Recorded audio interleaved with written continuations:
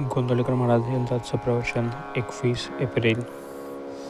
कोणत्याही मंगल कार्यात सर्वाधिक गणपतीचे आवाहन करतात आणि सगळे कार्य संपले की सर्वांचे शेवटी त्याचे विसर्जन करतात.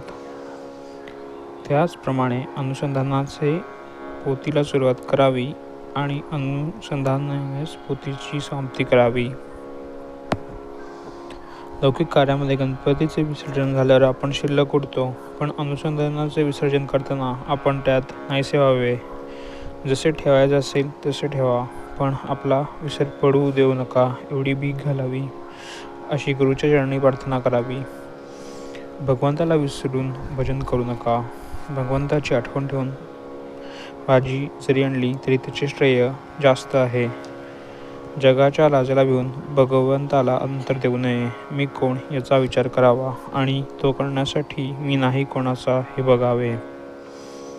मी अपतेष्टांचा, बायको मुलांचा, आईबापाचा नाहीच, पण मी देहाचा आणि मनाचे नाही. असे करता करता जो राहील तो मी. खरे समाधान एकपणात आहे, अद्वैतात आहे. म्हणून द्वैताचा जनक जो अभिमान तो कमी कसा होईल हे बघावे. याकरता मी करता नसून देव करता आहे असे म्हणावे. सर्वांभूती भगवद्भाव पावा. सत्समागम म्हणजे सत्याचा समागम.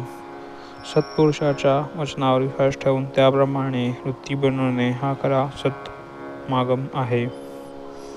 संतांवर अनन्य श्रद्धा ठेवा.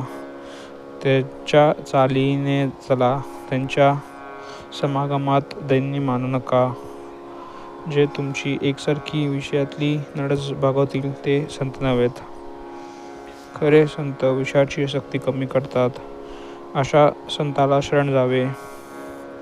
निर्विषय चित्त संत नच करता येते. संत हे ईश्वर दर्शनाची तळमळ उत्पन्न करतात. तळमळ उत्पन्न करून देणे हीच संतांची कामगिरी.